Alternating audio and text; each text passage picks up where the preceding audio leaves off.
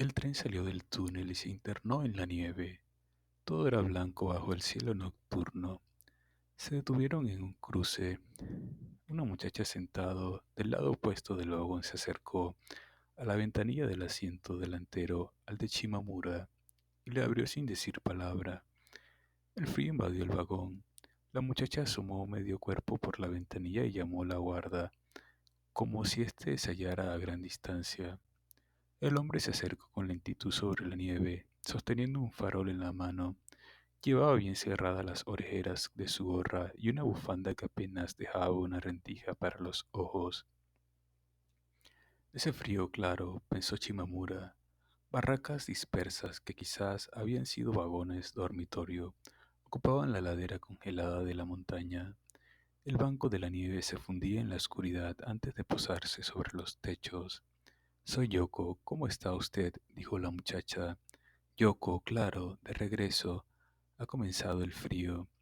Sé que mi hermano ha venido a trabajar aquí. Gracias por todo lo que ha hecho por él. La soledad se le hará dura.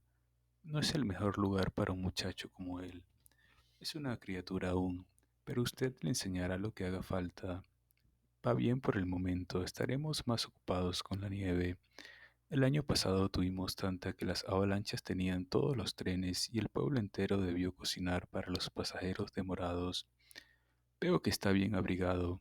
Mi hermano me decía en su carta que ni siquiera usaba manga larga aún. Solo me mantengo en calor si llevo 4 capas de abrigo. Pero los jóvenes son así. Con los primeros fríos prefieren beber que arroparse. Y cuando se quieren dar cuenta ya están en cama con fiebre, dijo el guarda y señaló con su linterna en dirección a las barracas. Mi hermano bebe, no que yo sepa. ¿Está usted volviendo a casa? No, tuve un pequeño accidente que me obliga a ver el doctor. Cuídese, por favor. El guarda se cerró aún más el gabán que llevaba sobre el kimono y echó a andar. Por encima de su hombro, dijo, usted también. Si ve a mi hermano, dígale que se porte bien, agregó la muchacha cuando el guarda se alejaba. Su voz era tan dulce que daba tristeza, que reverberaba en la noche helada. Y dígale también que venga a visitarme cuando tenga un día libre, agregó cuando el tren, ya en movimiento, pasó junto al hombre que caminaba al lado de las vías. Se lo diré, dijo la voz del guarda desde la oscuridad. La muchacha cerró la ventana y se cubrió con las manos las mejillas enrojecidas por el frío. 3 máquinas quitanieve esperaban que las tormentas se hicieran más intensas para volver a la vida. Había un sistema de alarma para avalanchas en ambos extremos del túnel y un contingente de 5.000 trabajadores disponibles para despejar las vías, más 2.000 voluntarios de los destacamentos de bomberos vecinos que podían sumarse a las tareas cuando era necesario. Que el hermano de Yoko formara parte de los que mantendrían despejado ese cruce perdido en la montaña hacía más interesante a la muchacha a los ojos de Chimamura. Sí, la muchacha, porque había en ella algo que delataba su soltería. Chimamura no tenía manera de saber qué relación la unía al hombre que viajaba con ella. Actuaban como pareja, pero él estaba evidentemente enfermo y la enfermedad estrecha el vínculo entre un hombre y una mujer. Una muchacha cuidando de un hombre a todas luces mayor que ella, cuidándolo como una madre joven a su pequeño. Parece a la distancia como una esposa. Sin embargo, Chimamura había separado mentalmente a la muchacha de su acompañante y decretado su soltería, quizá por haber estado observándola largo rato desde ese ángulo tan particular, quizá porque emociones peculiarmente personales incidieron en tal juicio. Había ocurrido 3 horas antes. Chimamura estaba contemplando el dedo índice de su mano izquierda. Solo ese dedo parecía conservar un recuerdo vital de la mujer que se proponía recordar. Cuanto más se esforzaba en convocar su imagen, más lo traicionaba su memoria y más difusa se le hacía aquella mujer. No conocía su nombre siquiera. En esa incertidumbre, solo el dedo índice de su mano izquierda parecía conservar el tibio recuerdo de aquella mujer y acortar la distancia que los separaba. Invadido por la extrañeza, Chimamura se llevó la mano a los labios y luego trazó una línea distraída en el vidrio empañado. Un ojo femenino irrumpió en el cristal. Chimamura se estremeció. Creyó que había estado soñando hasta que comprendió que era solo el reflejo en la ventanilla de la muchacha sentada al otro lado del pasillo. Afuera caía la noche y acababan de encenderse las luces del vagón. El ojo era de tan extraña belleza que él disimuló que acababa de despertarse y desempeñó el resto del vidrio como si quisiera ver a dónde estaban. La muchacha estaba incorporada en el asiento, vuelta hacia su acompañante. Por el modo en que los hombros concentraban la atención de todo el cuerpo, Chimamura supo que era un atento desvelo hacia su acompañante, lo que hacía que la muchacha no parpadeara. El hombre tenía la cabeza apoyada contra la ventanilla y las piernas sobre el asiento frente a la muchacha. Iban en un vagón de tercera. La pareja no estaba en la misma fila que Chimamura, sino una más adelante, en diagonal a él, lo que le permitía mirarla directamente. Pero ya en el momento en que los vio subir al tren hubo algo inquietante en la belleza de ella que lo obligó a bajar los ojos y registrar solo dedos, solo los dedos cenicientos del hombre aferrados al brazo de ella. En el reflejo, el hombre exhibía una combinación de protección y debilidad que hacía lícito que posara sus ojos en el pecho de la muchacha. Un extremo de su bufanda le servía de almohada, el resto le cubría el cuello y la boca. De tanto en tanto el paño parecía obstaculizarle la respiración, pero antes de que él manifestara el menor signo de molestia, la muchacha se le reacomodaba con suavidad. El procedimiento se repitió tantas veces que Chimamura empezó a sentir impaciencia. Lo mismo ocurría con el sobre todo. Cada vez que se abría uno de los faldones, la muchacha se apresuraba a colocarlo en su lugar, cubriendo las piernas del hombre. Todo era completamente natural, como si ambos estuvieran igualmente decididos a repetir esa rutina durante lo que restaba del viaje.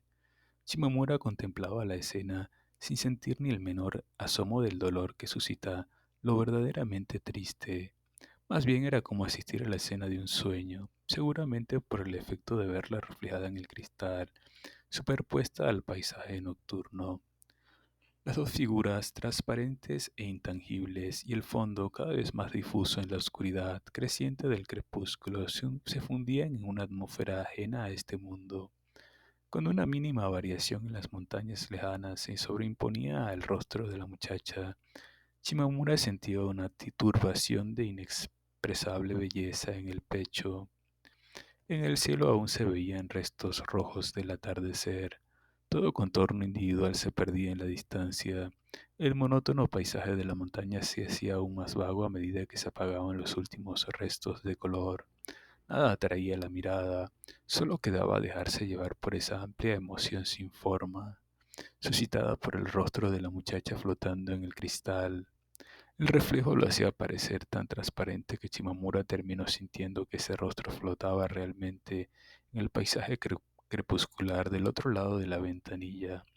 Un destello de luz brilló entonces en el centro del rostro de la muchacha. El reflejo en la ventanilla no era tan nítido como para opacar esa luz exterior, así como la iluminación interior carecía de la intensidad suficiente para desdibujar el reflejo. Era una luz distante y fría. Cuando el pequeño resplandor se fundió con el ojo de la muchacha, lo convirtió en una maravillosa partícula de fosforescencia contra el mar de montañas nocturnas. Ella no tenía de modo de saber que la estaban contemplando. Toda su atención estaba concentrada en el hombre enfermo con quien viajaba. Incluso si hubiese mirado en dirección a Chimamura, no habría visto su reflejo, ni hubiera reparado en nada que llamara la atención en ese pasajero que miraba por la ventanilla. A Chimamura, por su parte, ni se le ocurrió que era indecoroso observar de esa manera a la muchacha, víctima como era del efecto de otro mundo que le producía el reflejo en el cristal.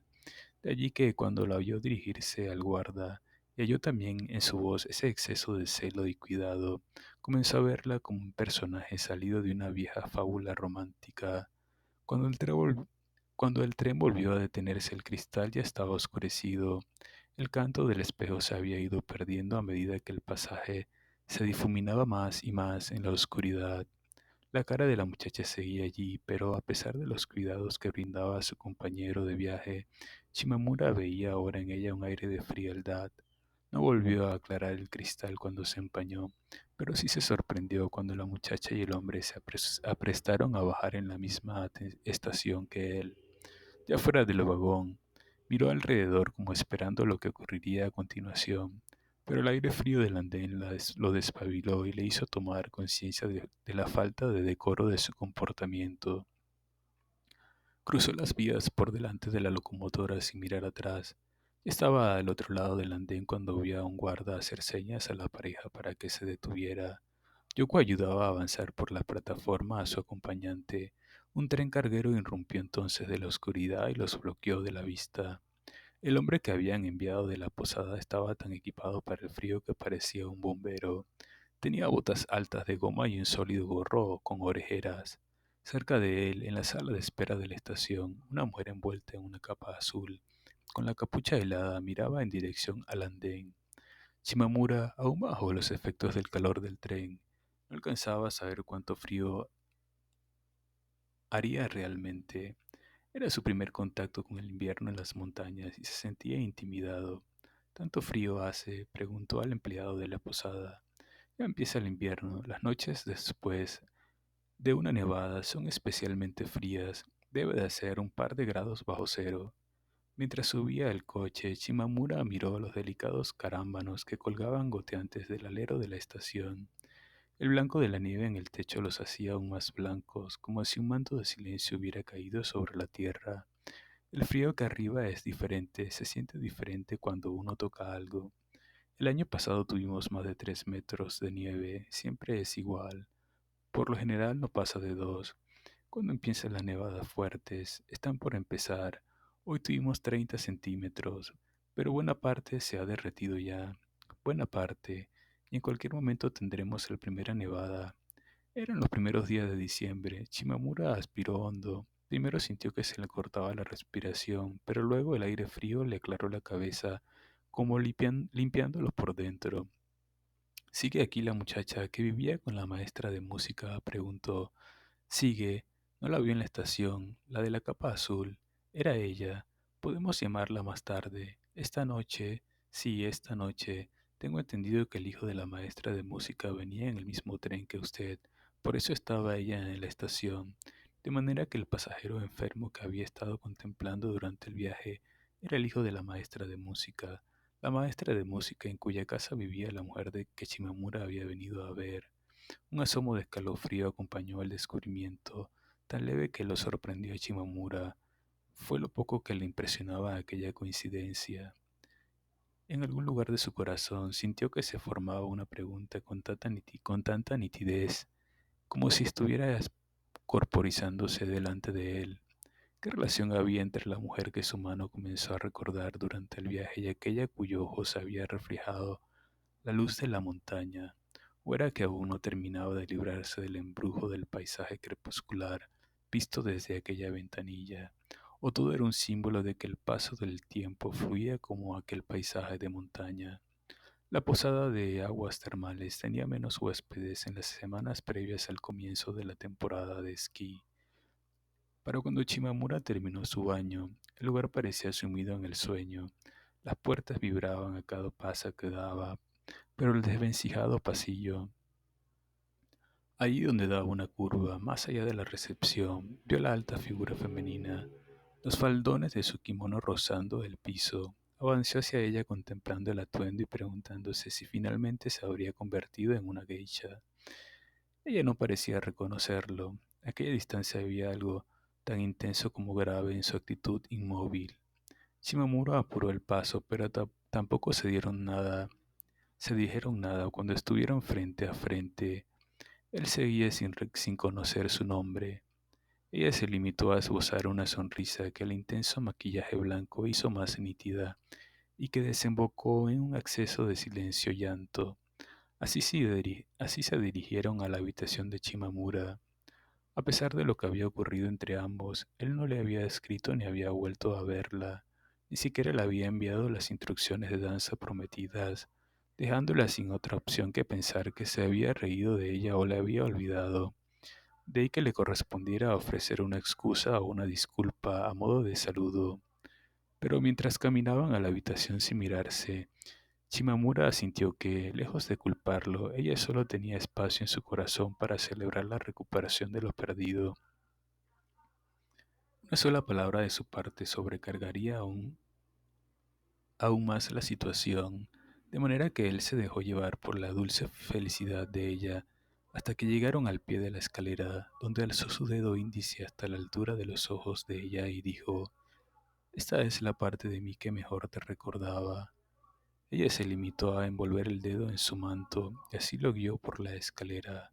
Solo lo soltó brevemente cuando se acercaron al calor del kotatsu en la habitación, pero volvió a aferrarle la mano cuando él reparó en el intenso rubor que sonrojaba el rostro de ella, desde la frente hasta bien entrada la garganta. Este dedo era lo que mejor me recordaba. La otra mano, dijo Chimamura, mientras liberaba a su mano derecha y la acercaba al calor del fuego.